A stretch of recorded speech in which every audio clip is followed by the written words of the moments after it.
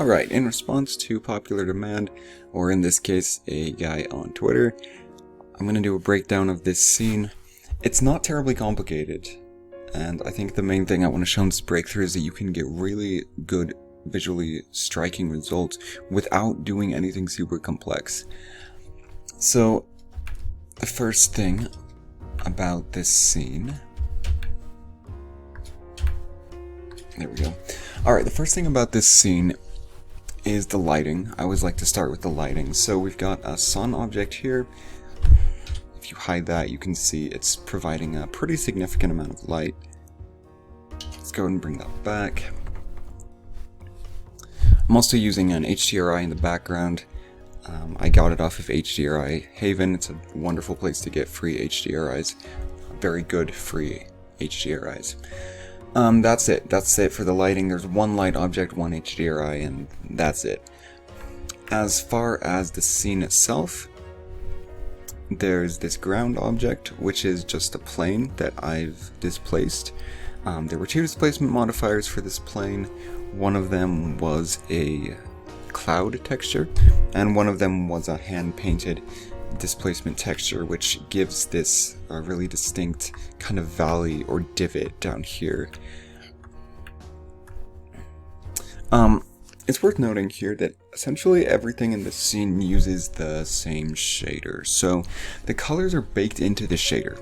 At no point, except in a couple, which I'll show you, do any colors come from anything other than what's set in the shader. So you could change the colors of any of these objects to anything and it would have no effect at all because it's coming directly from the shader. We're sacrificing a degree of interactivity for the results, is the best way I could put it. Let's zoom in on this tree. So let me use this tree as a way to show you the basic shader we're using. It's, again, absurdly simple. It is principled BSDF, shadered RGB, put that into a constant color ramp.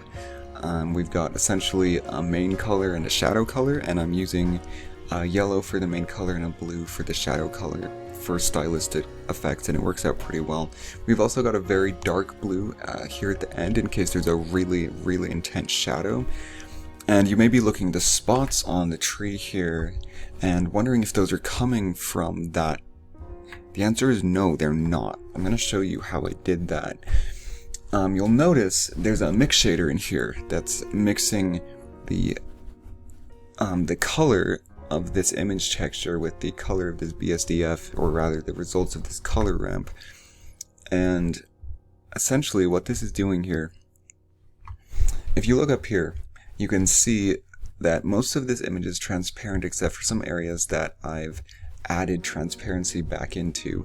In other words, I use the add alpha brush to put the spots on this tree.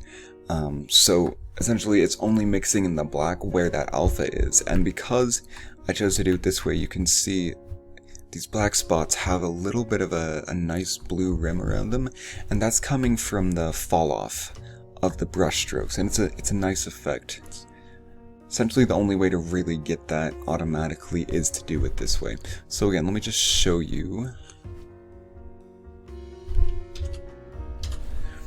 Forgot I had most of that hidden earlier. So let's set this to paint on the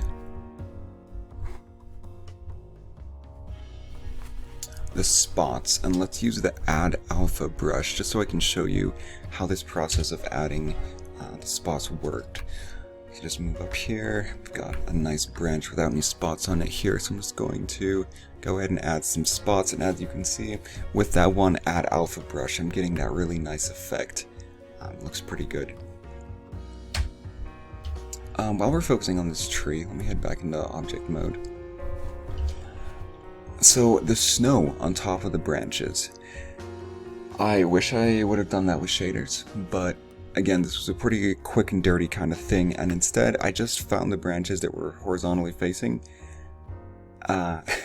It's ridiculous, but I found those branches, I duplicated them, I solidified them slightly, extruded them, and moved them up on the z-axis. That's it. I did it by hand. Again, there's probably I know for a fact there's better ways to do that, but it worked for what I was doing.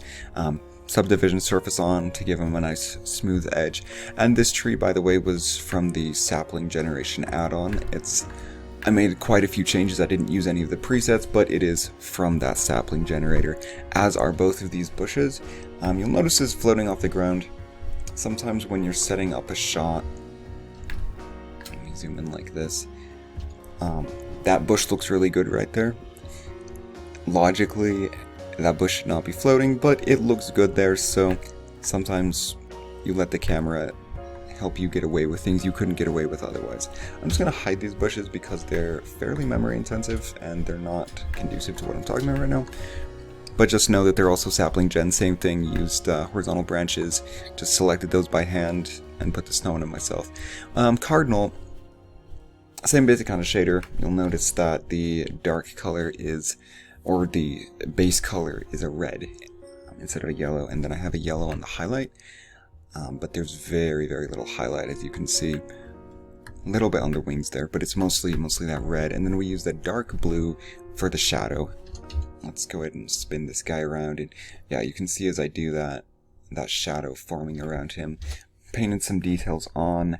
Same basic process again, where I just used an image texture and the alpha of that. Let me show you that image texture.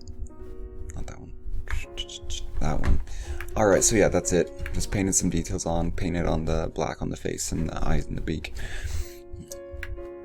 Last thing, for the ground to have this snow on it, you can already guess how I did it, but I went ahead and just made a mask, essentially.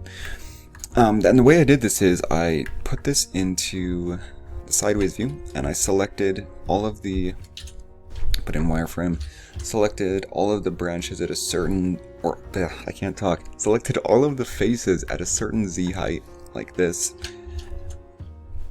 And then I copied that, went into Photoshop, blurred up the edges with this eraser brush, and now I'm just using that as a way to mix in some white, some kind of whitish gray into this color ramp here. Same thing, mixing with alpha, and the shadows obviously are coming from this color ramp as well.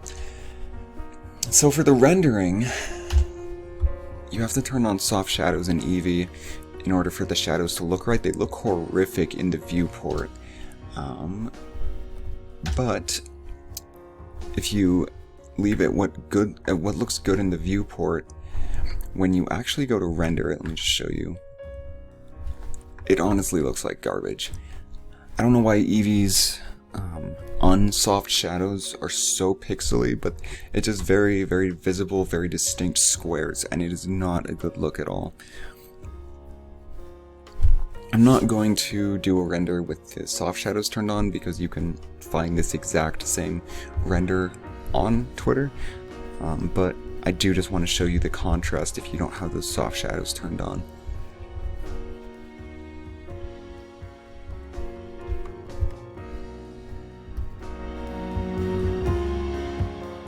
So if you look down there at the shadows on the ground, it doesn't look right. I don't know why Eevee's shadows are so broken, but yeah, all you have to do is turn on soft shadows, and it's super easy to fix that. But yeah, it looks better in the viewport to not do that, and it also is more memory intensive, so I usually turn that off in the viewport, and I've added that to my quick favorites. The leaves, same thing, except instead of having 3 colors, they just have 2. So if light's hitting them directly, essentially they turn that lighter color, and otherwise they're that darker color.